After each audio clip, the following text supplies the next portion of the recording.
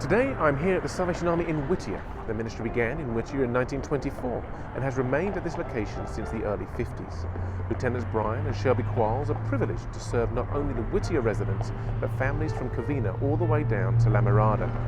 Every week they give out food boxes at the food bank, assist with diapers and help residents with gas or electric bills.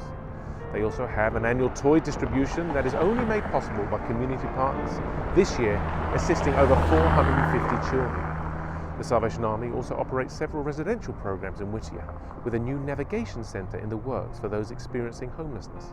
There are hundreds of residents living under a Salvation Army roof every night, 365 days a year, and the lieutenants are looking forward to expanding that more.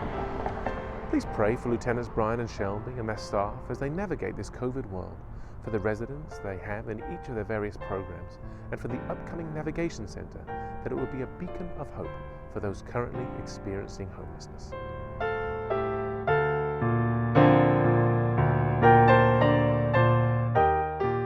God's word says this in Matthew 6:33 and 34. But seek first his kingdom and his righteousness, and all these things will be given to you as well. Therefore, do not worry about tomorrow, for tomorrow will worry about itself. Each day has enough trouble of its own. God's word reminds us that we should not be worrying about tomorrow. And I think in this time of the pandemic, many of us have been stuck in that. The enemy has used our fears and our worries to trap us, to keep us from enjoying today. And what God's word says is seek first his kingdom, enjoy his righteousness, and then all of those other things will be taken care of.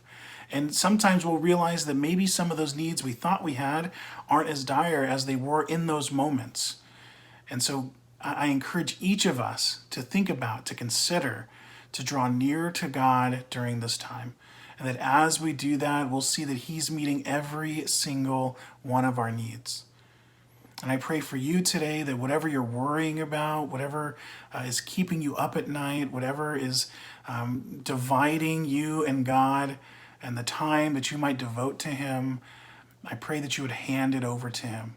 I pray that you would give it over to him over and over as many times as it takes until it sinks in. And I know from personal experience, it can take many times before finally we let go and we let God do his thing.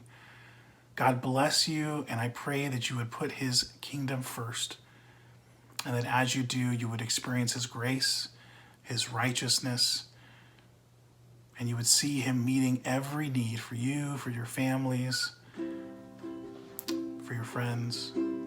God bless you.